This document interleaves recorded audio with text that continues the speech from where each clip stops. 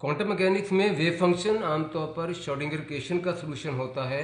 और Schrodinger equation या angular momentum इस तरह के टॉपिक्स हैं कि जिनको समझने के लिए पहले आपको एक रिजल्ट समझना होगा कि जिसे आमतौर पर इस तरह कहते हैं कि मोमेंटम जो है वो minus iota by D X है। ये इसको स्टैंडर्ड क्वांटम मैथ्स की टर्मिनोलॉजी में ये बात ऐसे है कि किसी वेव फंक्शन पर अगर मोमेंटम ऑपरेट करे तो वो डेरिवेटिव की तरह ऑपरेट करेगा और डेरिवेटिव ये होगा जो minus H by D X है। तो इस लेक्चर का पूरा प्लान ये है कि पहले इस बात को आपको इंट्रोड्यूस करना है एक प्लेन वेव के लिए, और मैं बताऊंगा प्लेन वेव क्या होती है, एक ख़ास किस्म के वेव फंक्शन के लिए जिसको प्लेन वेव कहते हैं। और फिर उसके बाद बाकी दूसरे हिस्से में इस बात को जनरलाइज करके ये कहना है कि ये बात सिर्फ प्लेन वेव के लिए ठीक नहीं है, बल्कि किसी भी वेव फंक्शन के लिए मोमेंटम जब ऑपरेट करेगा किसी वेव फंक्शन पर तो वो इस तरीके से ही ऑपरेट करेगा। तो ये तो है टोटल प्लान। अब इस पर की तफसील इस तरीके से है कि जब कहते हैं ना कि मोमेंटम ऑपरेट करेगा तो क्या बन जाएगा।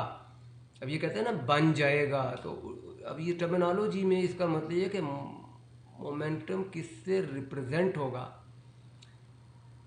ये तो टर्मिनोलॉजी सीखें। और उसके बाद हमारा जो टॉपिक है वो ये कि मोमेंटम क्या बन जाएगा। यानी अब मोमेंटम अब एक ऑपरेटर है, जो भी चीज़ ऑपरेट करे वो ऑपरेटर होता है।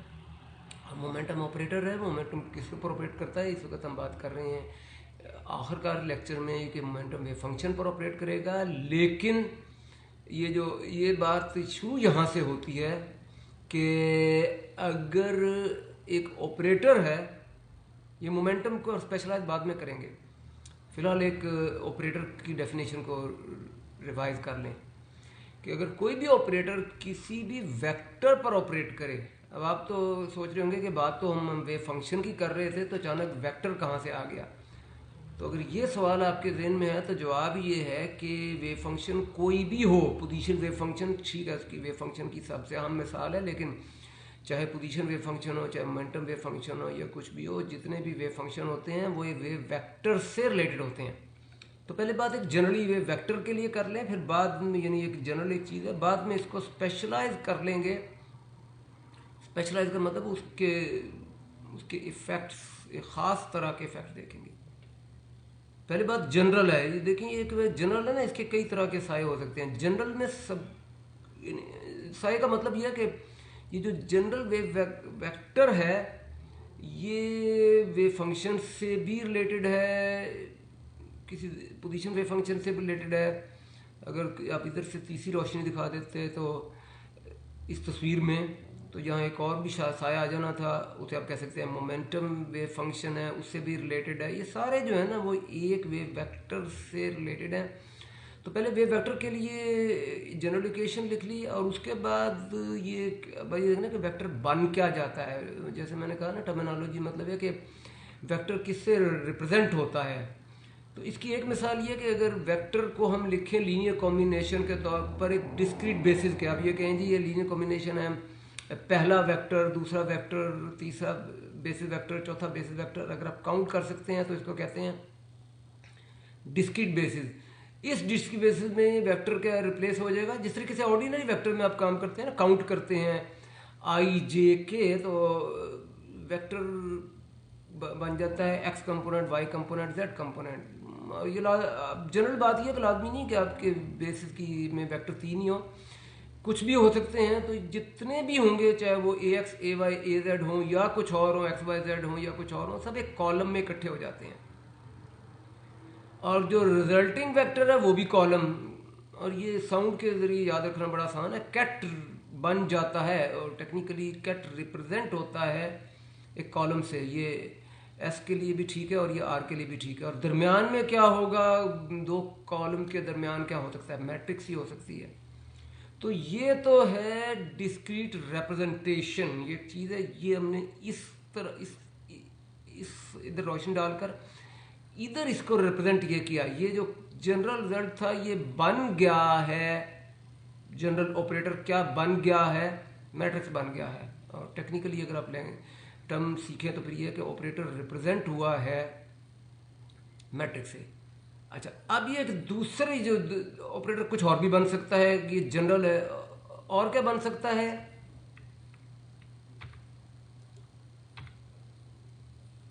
ये दूसरा क्या बन सकता है, ये क्या बन गया, डेरिवेटिव। ये डेरिवेटिव बन सकता है। अब अगेन टर्मिनोलॉजी में बात यह है कि ये डेरिवेटिव से रिप्रेजेंट हो सकता है। तो रिप्रेजेंट अगर डेरिवेटिव होगा तो ये किस पर ऑपरेट करेगा, फंक्शन पर, जबकि क्वांटम मैकेनिक्स में असल में हम करना ही चाहते हैं कि वेव फंक्शन पर ऑपरेट करे। तो जब ये वेव फंक्शन पर ऑपरेट करेगा तो ऑपरेटर डेरिवेटिव बन जाएगा। तो ये आपका मैथमेटिकल प्रेपरेशन होगी इस रिजल्ट के लिए, क्योंकि इस लेक्चर का जो टॉपिक है कि moment of wave function minus H bar D by D x हो जाता है। तो डेरिवेटिव को तो हमने इंट्रोड्यूस कर लिया, अब मोमेंटम पर स्पेशलाइज करना बाकी है, तो वो अगली स्लाइड में। लेकिन इससे पहले ये रिज़ल्ट इतना ज़रूरी है कि मैं थोड़ा सा एक्स्ट्रा टाइम ले रहा हूँ, इसको मैं इस रिज़ल्ट को रिपीट कर रहा हूँ। वो ये है कि जो पिछली स्लाइड में भी था, ये बहुत ज़रूरी है ये रिज़ल्ट, इसको चाहे 2 दफ़ा भी करें तो कोई हर्ज नहीं है, ठीक है। वो ये है कि अगर ऑपरेटर किसी वेक्टर पर ऑपरेट करे तो दूसरा वेक्टर देगा। ये एक जनरल रिजल्ट है और यहाँ कैट वेक्टर्स हैं। जब आप इसे, ये ऑपरेटर क्या बन जाता है, बनने का मतलब है रिप्रेजेंट किससे होता है, अगर ये ऑपरेट करे ये क्या बन जाए, अगर ये वे वेक्टर, अगर ये कैट वेक्टर बन जाए वे फंक्शन, तो जो रिजल्ट है वो भी फंक्शन होगा। और 2 फंक्शन के दरमियान क्या हो सकता है, डेरिवेटिव हो सकता है। तो इसका मतलब है कि एक ऑपरेटर जो है वो डेरिवेटिव बन सकता है, यानी ऑपरेटर एक डेरिवेटिव से भी रिप्रेजेंट हो सकता है। पिछली स्लाइड में मैंने कहा था मैट्रिक्स से रिप्रेजेंट हो सकता है, वो है अगर कॉलम पर ऑपरेट करे, लेकिन अगर एक वेव फंक्शन पर ऑपरेट करेगा तो डेरिवेटिव बनेगा। अब अभी तक तो बात जनरल होगी, ऑपरेटर कुछ भी हो सकता है। अब हम बात करें कि अगर हमारा ऑपरेटर है मोमेंटम, मोमेंटम के बारे में, पर्टिकुलर मोमेंटम के बारे में बात जो है वो यहाँ से शुरू होती है। वो पहले तो आप इसका इस्तेमाल सीखें, जब कहते हैं ना बन जाता है, तो इसका मतलब मोमेंटम क्या बन जाता है। तो ये सवाल है, और सवाल पर्टिकुलरली सवाल ये है हमारा कि अगर मोमेंटम ऑपरेट करे एक प्लेन वेव पर। अच्छा, फिजिकली इसका मतलब ये होगा कि अगर एक प्लेन वेव का मोमेंटम मेजर करें। अच्छा, पहले अगर किसी को जरूरत है तो मैं रिवाइड करा देता हूँ प्लेन वेव क्या होती है। प्लेन वेव एक ऐसी वेव होती है कि जिसका एक फिक्स वेवलेंथ होता है, और एक फिक्स वेवलेंथ का मतलब है कि फिक्स्ड एक नंबर है, wave number B 2 pi over lambda. B एक फिक्स्ड है, नंबर है, और डी ब्रॉगली एक्सप्रेशन के मुताबिक इसे एच बार से मल्टीप्लाई करें तो ये मोमेंटम आ जाता है। मोमेंटम भी एक नंबर है। अब मोमेंटम प्लेन वेव का एक मोमेंटम है, एक वेवलेंथ है, एक वेव नंबर है, एक मोमेंटम है। अगर मेजर करेंगे तो वही मिलेगा, वही मोमेंटम मिलेगा, और प्लेन वेव ही रहेगी क्योंकि उसका मोमेंटम वही रहेगा। ये तो है इंग्लिश में। अब इसे ट्रांसलेट करें मैथमेटिक्स में तो सवाल होगा कि मेजरमेंट जो है ना ये क्या बन जाती है, किससे रिप्रेजेंट होती है। तो इसको देखने के लिए पहले इसे ग्रेजुअली ट्रांसलेट करें मैथमेटिक्स में, और मैथमेटिक्स में जो बन जाता है उसका रिजल्ट मैथमेटिक्स में दिखाई देना चाहिए।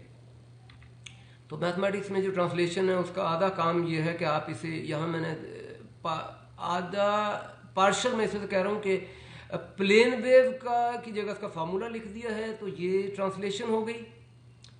जो मेजरमेंट का रिजल्ट एच बार के ये लिख लिया है, ये ट्रांसलेशन होगी। ये हाफ नहीं है तो वैसे 3/4 बन जा रही है, ठीक है। बस जो रह गया ना वो ये कि मेजरमेंट का लफ्ज़ फिलहाल मेजरमेंट ही है, इसको मैथमेटिक्स में ट्रांसलेट नहीं किया, लेकिन अब आप सोचना शुरू कर दें, ठीक है। बाकी सब कुछ मैथमेटिक्स है। यहाँ क्या आ सकता है, एक्सपोनेंशियल अनचेंज रहे, वो क्या चीज़ है जो कि एक्सपोनेंशियल को चेंज ना करे।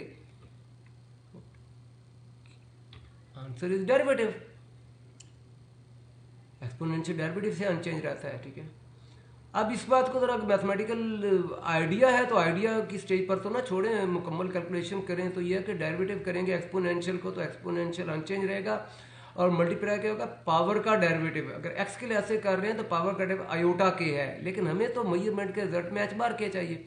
तो अगर आयोटा के को एच बार के में आपने ट्रांसलेट करना है तो आयोटा को माइनस आयोटा से मल्टीप्लाई करके 1 बनाना होगा। और दूसरी बात तो सादा ही है कि के जो मिलेगा एच बार से मल्टीप्लाई करके एच बार के हो जाएगा, और ये मोमेंटम है। तो ये जो राइट हैंड साइड है तो ये तो पहले भी ट्रांसलेटेड थी, अब भी ट्रांसलेट होगी, लेकिन जो नई बात है कि लेफ्ट हैंड साइड में मेजरमेंट की इंग्लिश के लफ्ज़ के बजाय अब हमारे पास ये एक मैथमेटिक्स है, ये फार्मूला है। और एक लिहाज से देखा जाए तो इस लेक्चर का आधा काम तो हो गया है। अब ये कहाँ से आया, तो मैंने बता दिया ये कहाँ से आया। तो momentum minus H bar D by D x क्यों है, ये एक जवाब है। लेकिन क्या इस जवाब की जो जस्टिफिकेशन है वो भी मुकम्मल हो गई है कि नहीं, ये आप सोचें। ठीक है, यानी इस बात को मैं रिपीट कर रहा हूँ, जो जिसको बात मैं कहा ना सोचें, उसी बात को मैं रिपीट कर रहा हूँ इस तरीके से कि सवाल यह है कि क्या हमने ये प्रूव कर लिया है कि किसी भी वेव फंक्शन के लिए momentum minus iota H bar D by D X है। कर लिया है। अब देखें इन दोनों में फ़र्क क्या है। यहाँ में लिखा है किसी भी वेव फंक्शन के लिए, या क्या ये आर्बिट्रेरी वेव फंक्शन है या एक ख़ास वेव फंक्शन है। तो जवाब उम्मीद है आपको पता होगा, यह दिखाई भी मैंने बोला भी अभी भी कि ये कोई एनी या आर्बिट्रेरी वेव फंक्शन नहीं है, ये एक ख़ास वेव फंक्शन है जो कि प्लेन वेव है। एक किसी और वेव फंक्शन के लिए करेंगे तो अभी प्रूव हमने नहीं किया, रिजल्ट ठीक है लेकिन अभी प्रूव नहीं किया। उसकी वजह अभी मैंने बोली है, क्या है कि plane wave general position wave function नहीं है। तो ये जो चीज़ है ना कि ये प्रूफ को जस्टिफाई करने जो है ना, वो इस लेक्चर का बाकी टाइम 3 स्लाइड्स हैं वो इस काम के लिए हैं। अगर आपने मैं से रिजल्ट देखना है कि ये कहाँ से आया तो आप यहाँ से छोड़ भी सकते हैं वीडियो, ठीक है। लेकिन अगर आप जस्टिफिकेशन को मुकम्मल देखना चाहते हैं तो जारी रखिए, ठीक है।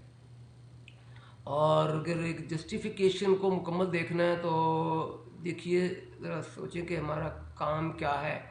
हमारा काम ये है कि हमने एक लिमिटेड रिजल्ट हासिल किया है यानी प्लेन वेव के लिए, और उसको जनरल करना है। यानी एक जनरलिटी तो यह है कि किसी भी वेव फंक्शन के लिए, यानी लिमिटेड वेव फंक्शन यानी प्लेन वेव ले रही किसी भी वेव फंक्शन के लिए तो जनरल करना है। तो इसमें स्कीम यह है कि पहले फुली जनरल कर दें, एक और भी जनरलाइजेशन करेंगे। एक तो प्लेन वेव के बजाय वेव फंक्शन आर्बिट्रेरी, एक तो ये जनरलाइजेशन करें, और दूसरी जनरलाइजेशन ये करें कि वेव फंक्शन जो है ना ये है पोजीशन वेव फंक्शन। सिर्फ पोजीशन वेव फंक्शन क्यों, वेव फंक्शन हो सकता है मोमेंटम वेव फंक्शन हो सकता है एनर्जी वेव फंक्शन हो, तो वेव फंक्शन को भी जनरलाइज कर ले। वेव फंक्शन यानी कोई पोजीशन वेव फंक्शन या मोमेंटम वेव फंक्शन, अब ये सारे वेव फंक्शन जनरलाइज होके किस एक चीज़, मैं इसे चीज़ कह रहा हूँ कि अब सोचें वो क्या हो सकता है। तो अब मैं इससे ज़्यादा तो नहीं आपको रोक सकता, मुझे दिखाना होगा कि वो जो चीज़ है ना कि जिससे सारे वेव फंक्शन रिलेटेड हैं वो है स्टेट। और मैथमेटिकली स्टेट को कैसे लिखते हैं ये मैं आपको भी दिखाता हूँ। इस दौरान अगर आप टाइम को इस्तेमाल करना चाहें तो ये आपकी सोच के लिए एक मज़ीद चैलेंज है। वही जो सेंटेंस पहले मैंने अभी पिछली स्लाइड में लिखा था एक वेव फंक्शन के लिए, पोजीशन वेव फंक्शन के लिए, अब मैं सिर्फ स्टेट के लिए कह रहा हूँ। स्टेट जो है ना ये जनरल है, स्टेट पोजीशन वेव फंक्शन से भी रिप्रेजेंट हो सकती है, मोमेंटम वेव फंक्शन से भी। तो वही फिक्रा जब जनरल हो गया किसी भी वेव फंक्शन के लिए तो स्टेट फंक्शन जो है या वेव फंक्शन क्या बन गया, स्टेट वेक्टर या वेव वेक्टर। तो ये जो है ये स्टेट जो है ये जनरल वेव वेक्टर है। जिस वेव फंक्शन जिस पिछली स्लाइड में था वो इसी से ही रिलेटेड है या उसी का स्पेशल केस है।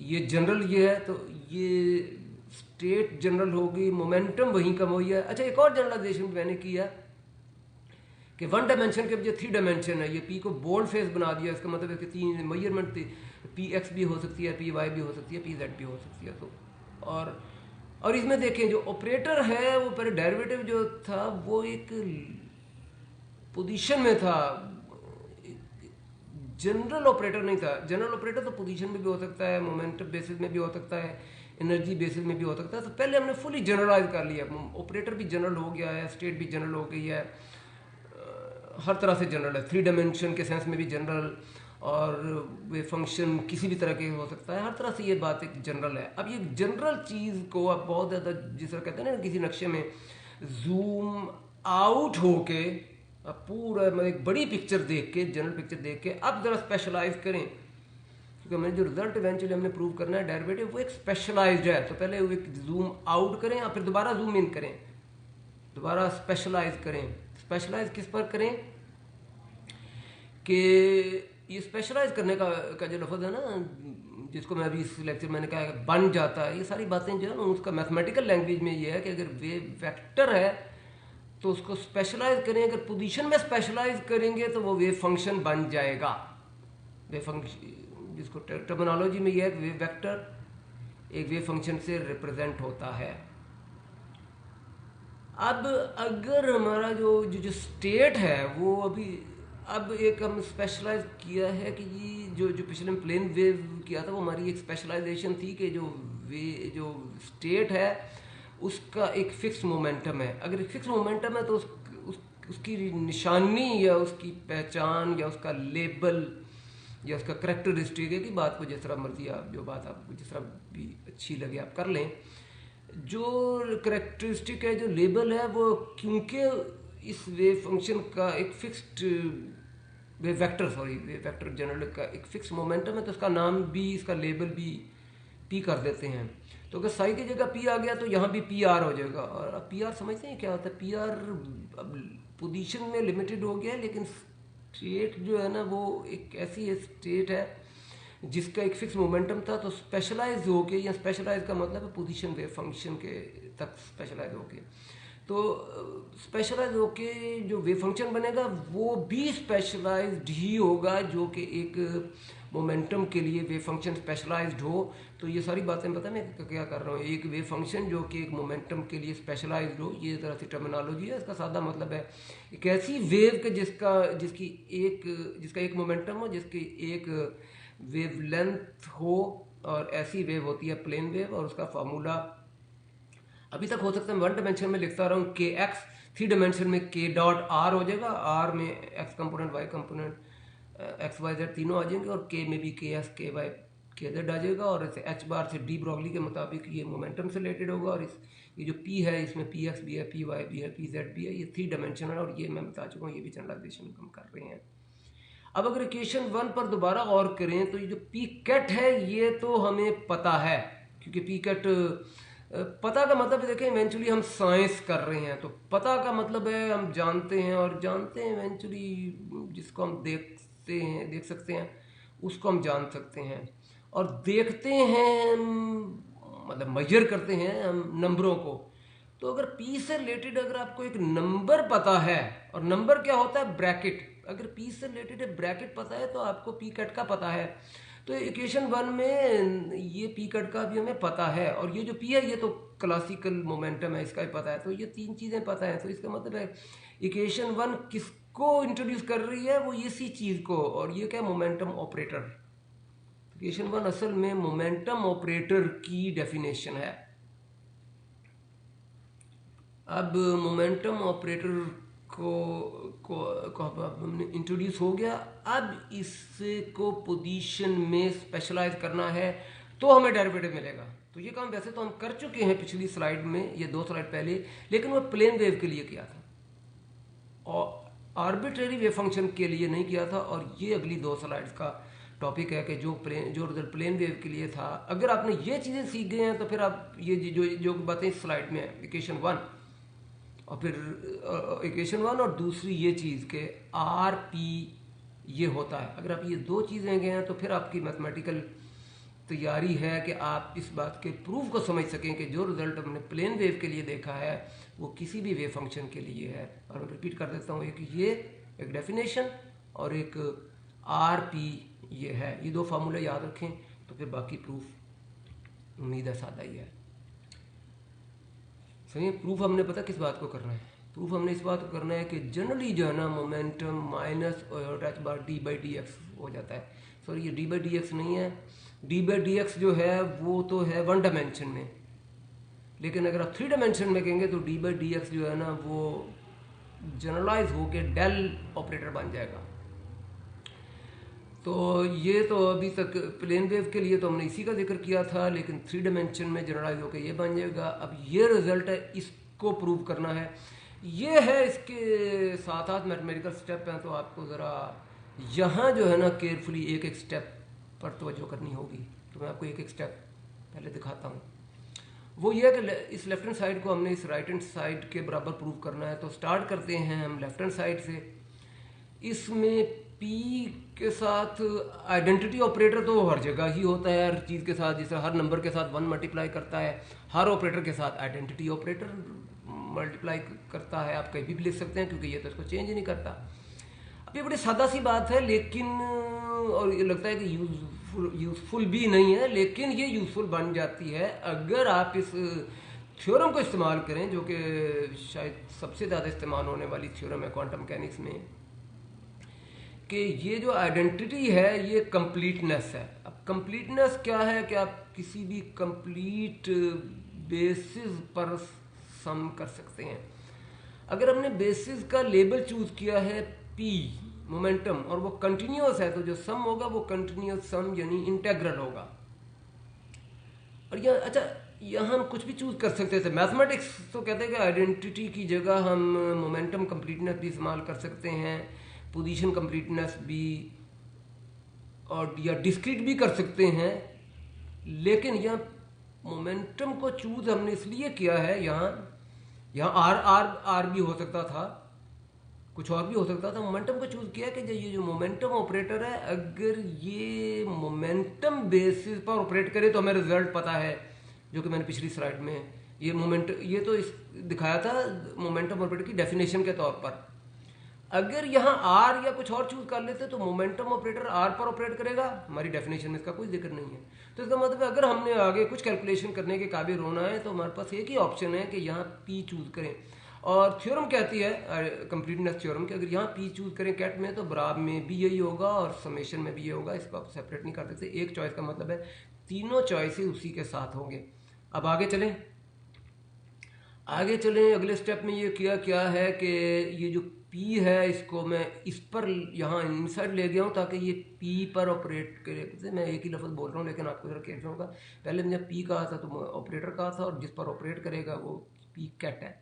अब P ऑपरेटर या P कैट पर ऑपरेट करेगा तो ये क्या है, ये तो P ऑपरेटर यानी मोमेंटम ऑपरेटर की डेफिनेशन है, पिछली स्लाइड में दिखाई थी। और मैंने आपको कहा था कि दो रिजल्ट में से आपको एक डेफिनेशन याद करनी है, और अगर आपने डेफिनेशन याद कर ली तो फिर तो अगला स्टेप है कि ये P ऑपरेटर रिप्रेजेंट हो जाएगा या रिप्लेस हो जाएगा या बन जाएगा। एक ही बात को कहने के 3 तरीके हैं कि क्या बन जाएगा, ऑर्डिनरी मोमेंटम बन जाएगा, जिसके 3 क्लासिकल मोमेंटम जिसके 3 कंपोनेंट होंगे Px, Py, Pz। यहाँ आगे समझ आ गया। आगे चलें। आगे ये है कि ये जो है ना, ये जो आर बड़ा है और ये P कैट है, इसको इकट्ठा करके मैंने RP कर दिया है। और ये जो है ना, ये दूसरा रिजल्ट है जो पिछली स्लाइड में मैंने कहा था। ठीक है, एक तो मैंने पिछले स्लाइड में कहा था कि आपको ये याद करना है, और एक दूसरा ये कहा था, ये जो दूसरा लिखा था ना, हुआ ये है कि पिछली स्लाइड में पहले मैंने आर साई के लिए रिजल्ट लिखा था, फिर साई को स्पेशलाइज करके मैंने P कर दिया था। तो जब साई था तो साई आर था, और जब P था तो P आर क्या था, ये याद है पिछली स्लाइड में, या चाहे जाकर दिमाग ले, मैं तो अभी इसका आपको दिखाई देता हूँ कि ये क्या है। ये एक वेव फंक्शन है जिसका एक फिक्स मोमेंटम है, यानी एक प्लेन वेव है, और प्लेन वेव का फार्मूला जो है वो यहाँ P में लिख दिया, ये ब्लू कलर में ही है। और जो P है इसको अगले स्टेप, ये तो खैर नई चीज़ नहीं है, पिछला रिजल्ट ही है। और ये जो है ना, ये अगले स्टेप की तैयारी के लिए मैंने इसको रेड कलर में कर दिया है। ये जो मोमेंटम है ये कोई नई कैलकुलेशन नहीं है। और वो अगला स्टेप ये है कि जिसकी तैयारी के लिए किया है वो ये है कि हाँ, ये एक मैथमेटिक्स का है। ये आपको रिजल्ट डिराइव तो शायद आपको ना ड्राइव करना तो मुश्किल स्टेप हो जाएगा। मैं इस तरह कहता हूँ रिजल्ट लिख देता हूँ, उसे आप वेरीफाई कर लें। और आप चाहे इस वीडियो को पॉज करके आप मैथमेटिक्स वैसा कर लें, ये इसमें 3 डायमेंशनल है, तो इसकी जगह आप कर लें X derivative I, Y derivative J, unit vector Z derivative K, और यहाँ भी कर दें P X X, P Y Y, P Z Z. तो जब X derivative P X X पर ऑपरेट करेगा तो एक्स 1 हो जाएगा और यहाँ पी एक्स होगा, फिर वाई डेरिवेटिव होगा तो पी वाई होगा, जेड डेरिवेटिव होगा तो पी जेड होगा। ऑल इन ऑल ये बन जाएगा पी। ये आसान ये है कि आप इस रिजल्ट से इस रिजल्ट तक पहुंचे हैं। मैंने अगला स्टेप तो जरूर कहा था, लेकिन असल में आपको कैलकुलेशन के लिए ज़्यादा आसान है कि अगले से वापस आए। अगर आ गए और आप ये कर लें तो फिर इसका मतलब आप ये देखें ये रिजल्ट अब जो रिजल्ट जिसको चाहे वहाँ से वापस जाकर सही, अगर आपने इस रिजल्ट को जस्टिफाई कर लिया है तो अब आप ये देखें कि ये इंटीग्रेशन हो रही है मोमेंटम के लिहाज से और डेल है पोजीशन के लिहाज से डेरिवेटिव। ये आप इंटरचेंज कर सकते हैं। इस वक्त तो ये है ना कि पहले डिफ्रेंशिएट किया फिर इंटीग्रेट किया, आप तरतीब बदल कहते हैं पहले इंटीग्रेट किया फिर डिफ्रेंशिएट किया। फ़ायदा पता क्या हुआ है, जब पहले इंटीग्रेट किया तो फिर आप ये देखें ये क्या बन गया, ये इस कॉम्बिनेशन को पहचानते हैं, ये जो बन गया था ये पी था। और अच्छा इसकी जगह जो ब्लू है उसकी जगह मैंने वापस ये इस 2 स्टेप के लिए आपको करना ही होगा, कैसे लगते हैं जिस तरह आगे जा रहे हैं फिर वापस आ रहे हैं, इसके लिए वापस मैंने ये आर पी लिख दिया है। आर पी है ये जो ना, इसकी जगह दोबारा ये लिख दिया है। और ये कलर मैं इस वजह से किया कि जो ग्रीन कलर है इनको पहचानना ये क्या है, ये सब कुछ मिलकर आइडेंटिटी है। इसमें स्टेप में ये है कि यहाँ से जानते हैं मिडल पहुँचते हैं, फिर जो कुछ है उसे रिवर्स स्टेप्स करते हैं, और ऑल इन ऑल जब रिवर्स करेंगे आइडेंटिटी पर पहुँच गए तो ये आइडेंटिटी होगी। तो आपके पास क्या है, ये रेड है और ये आर और पी, बाकी तो आइडेंटिटी बन गई ना, आइडेंटिटी जिस तरह नंबर मल्टीप्लाई करें।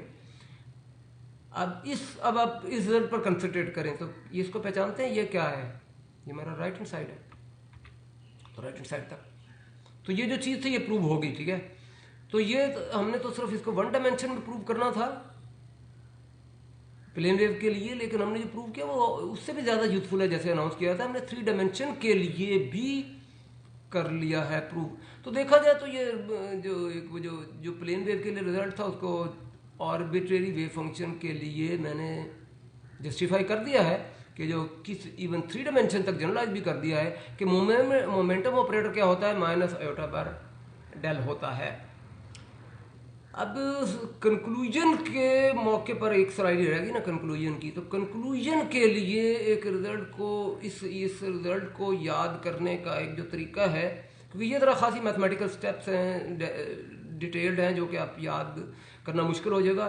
तो इसको याद कैसे किया जाए उसके लिए कुछ स्टेप हैं, वो अगर आप देखना चाहें तो अगली स्लाइड देख लें, वरना आप यहाँ पर रोक भी सकते हैं, क्योंकि हमने जो जस्टिफाई करना था वो तो कर लिया कि ये इधर किधर से आ गया। लेकिन रिजल्ट को बेहतर है कि इस शक्ल में याद किया जाए, और वो उस शक्ल की डिटेल अगली स्लाइड में है। और वो अगली स्लाइड की तैयारी यहाँ से शुरू होती है कि सबसे पहला काम तो ये करें कि जो राइट हैंड साइड जो है ना, अभी तक तो मैंने कैट ब्रा नोटेशन में से लिखा था ताकि आप पहचान सकें इधर भी कैट इधर भी है कि ना कैट चेंज हुआ ना ब्रा चेंज हुआ, सिर्फ मोमेंटम आयोटा बाय डेल से रिप्लेस हुआ। लेकिन अगले तो यहाँ तक तो हो गया ना, मोमेंटम को माइनस बाय डेल करने के लिए तो इतना काफ़ी था। लेकिन एक रिजल्ट को याद रखने के लिए जो चीज़ चाहिए उसके लिए बेहतर है कि ये भी याद रखें, ये भी कई दफ़ा बात हो चुकी है कि वेव वेक्टर को कि जब ब्रैकेट करें पोजीशन के साथ तो ये पोजीशन वेव फंक्शन होता है। इसको याद रखें ना, तो फिर आप एक ऑल इन ऑल एक नेट रिजल्ट आसानी से याद कर सकते हैं, और वो एक बहुत जगहों पर इस्तेमाल होगा। तो बेहतर है अगली स्लाइड को भी देखना, यूज़फुल होगा अगर आप चाहें तो।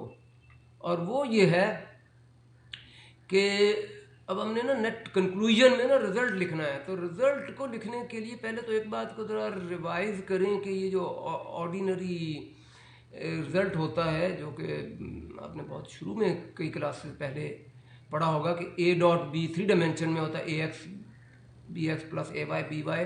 डायरेक्ट नोटेशन में वेक्टर कैट ब्रैकेट होते हैं, बी डॉट प्रोडक्ट ब्रैकेट, और जो सम है ना एक्स प्लस वाई, सम लाजमी नहीं है कि एक्स वाई पर हो, ये जितने मर्जी चीज़ों पर सम कर लें, ठीक है। और जो ब्रा इसके कंपोनेंट पर कॉम्प्लेक्स कॉन्जुगेट भी होगा। तो ये तो ऑर्डिनरी को पहले जनरलाइज ये मैं पहले इंट्रोड्यूस कर चुका हूँ, लेकिन अगर नया भी है तो आप ये देख सकते हैं, कोई सरप्राइजिंग रिजल्ट नहीं है, बड़ा आम सा रिजल्ट हो, आपको तो होनी चाहिए इसको, इसका प्रूफ मैं पहले दे चुका हूँ, ठीक है। लेकिन रिजल्ट आपके लिए कोई नया नहीं होना चाहिए, अगर आपने प्रूफ नहीं भी देखा तो रिजल्ट समझना आसान ही है। और उम्मीद है ये भी समझना आसान है कि अगर ये आई डिस्क्रीट के बजाय कंटिन्यूस कर दें तो समेशन इंटीग्रेशन बन जाएगी, और क्या होगा, ये जो कॉलम है, कॉलम के कंपोनेंट हैं, ये वे फंक्शन बन जाएंगे। तो ये मैंने सिर्फ नाम बदले हैं और समेशन के बजाय कंटिन्यूस किया है, रिजल्ट वही है। अच्छा, अब एक स्पेशलाइज करें इस रिजल्ट को इस बात के लिए कि ये जो मोमेंटम का जो ऑपरेटर का जो रिजल्ट है उसको ईटा का नाम दे दिया है। और ये बात भी मैं 2-3 दफ़ा कर चुका हूँ कि अगर साई के साथ आर हो तो साई आर होता है, और अगर यहाँ साई के बजाय ईटा लिखा है तो ईटा आर होगा। अच्छा, अब आर ईटा के लिए ये तो ईटा की डेफिनेशन है, पी साई, तो अगर आप ईटा की जगह पी साई रख दें तो ये चीज़ भी आपके लिए अच्छी बचेगी। और ये चीज़ इसके बराबर है, ये पिछली स्लाइड का, पूरी स्लाइड इस काम के लिए थी, तो ये प्रीवियस स्लाइड इसी बात को, तो इसका तो प्रूफ है प्रीवियस स्लाइड। अब इस बात को अगर इस्तेमाल करें इन दोनों को तो आपके पास रिजल्ट बनता है कि ये जो था ना, अगर ईटा के साथ मैं फाई का ब्रैकेट ले लूँ, क्योंकि जनरल रूल जब लिखने तो उसमें हमें ब्रा में भी सिर्फ आर नहीं, ब्रा में आर्बिट्रेरी वेव वेक्टर या वेव फंक्शन होना चाहिए। तो अगर ये फाई आर्बिट्रेरी किया है तो फिर ये क्या होगा कि ये रिजल्ट तो मैंने इसी को दोबारा लिखा है, कोई नहीं, तो फिर ये फाई का भी कॉम्प्लेक्स कॉन्जुगेट होगा, और ईटा जो है ना, ईटा की जगह ईटा वेव फंक्शन होगा, और ईटा वेव फंक्शन तो पिछली लाइन में मैं कह चुका हूँ कि यही है। तो ये जो रिजल्ट है, अब इसको ना, इसको स्टेप्स को मिडिल पर कंसंट्रेट ना करें, लेफ्ट हैंड साइड और राइट हैंड साइड के पर सिर्फ कंपैरिजन करें, तो ये रिजल्ट इस तरीके से बन जाता है। लेफ्ट हैंड साइड ये है और राइट हैंड साइड ये है। मैंने सिर्फ ये ऑर्डिनरी ब्रैकेट है उसको यहाँ के बजाय मैं यहाँ ले गया हूँ। और एक और काम ये मैंने ये किया है कि कुछ जो है ना, मैंने कलर्स इंट्रोड्यूस किए हैं, वो कलर करस्पॉन्डिंग कलर हैं, और वो इस तरीके से करस्पॉन्डिंग में कि ये देखें, ये हर कलर एक रिजल्ट को दिखा रहा है, और वो इस तरीके से कि ये जो पी है ना, ये से मिलता जुलता ही कलर है। तो इस लेक्चर में शुरू में टॉपिक मैंने क्या बताया था कि मोमेंटम ऑपरेटर बन जाता है, जो कि टेक्निकली मतलब है कि मोमेंटम ऑपरेटर रिप्रेजेंट होता है माइनस डेल से। खैर, जब मैंने लेक्चर शुरू किया तो मैंने इसको d/dx कहा था, क्योंकि मैं 1 डायमेंशन बात कर रहा था, लेकिन इस वक्त कंक्लूजन का टाइम है, इस वक्त हमने फुली जनरल रिजल्ट लिखना है। तो 3 डायमेंशन भी हो तो ये p जो है ना, ये -डेल बन जाएगा, और बाकी कलर टू कलर ये लिखा गया, और टू कलर बाकी पहचाने, ये जो कलर था ये भी कलर है, इसका मतलब है कैट जो है वो फंक्शन बन गया। और अगर ब्रा हो, अच्छा अब ये तरह आपको मेंटली फ्लेक्सिबल रहें, यहाँ मैंने फाई लिखा है, लेकिन आपको इतना मेंटली फ्लेक्सिबल होना चाहिए कि फाई का लेटर ज़रूरी नहीं है। अगर यहाँ अगर फाई ब्रा में है, और यही नई बात है, ब्रा को जनरलाइज करना, बाकी कोई नई चीज़ नहीं है इस स्लाइड में। तो अगर ब्रा को जनरलाइज करके फाई कर दिया है तो यहाँ फाई स्टार हो जाएगा, तो अगर यहाँ लेटर साई हो तो साई स्टार हो जाएगा। तो जनरल रिजल्ट आपको करना है तो लेटर फाई या साई तक लिमिटेड ना हो, असल रिजल्ट यही है कि ब्रा में जो भी होगा, चाहे उसका नाम फाई हो साई हो, उसका कॉम्प्लेक्स कॉन्जुगेट होगा। ये 3 रिजल्ट हो गए। और चौथा रिजल्ट जो कि ये येलो कलर में है, वो देख रहे हैं क्या है, ये जो ब्रैकेट है ये इंटेग्रल बन जाएगी, ब्रैकेट कुछ भी है, ठीक है। और इस बात को मैंने तस्वीर से इस तरीके से किया है कि ये जो एक जनरल है ये रिप्रेजेंट हो सकता है या डिस्क्रीट से या डिस्क्रीट से या डेरिवेटिव से, और जो डेरिवेटिव से रिप्रेजेंट होगा मोमेंटम तो -a/del होगा 3 डायमेंशन में, और 1 डायमेंशन में -a/d/dx होगा। तो यही रिजल्ट अनाउंस किया गया था पिछले लेक्चर में, और यही इसके बारे में जितना कहना है वो मैंने कह दिया है। तो ये लेक्चर यहाँ मुकम्मल होता है।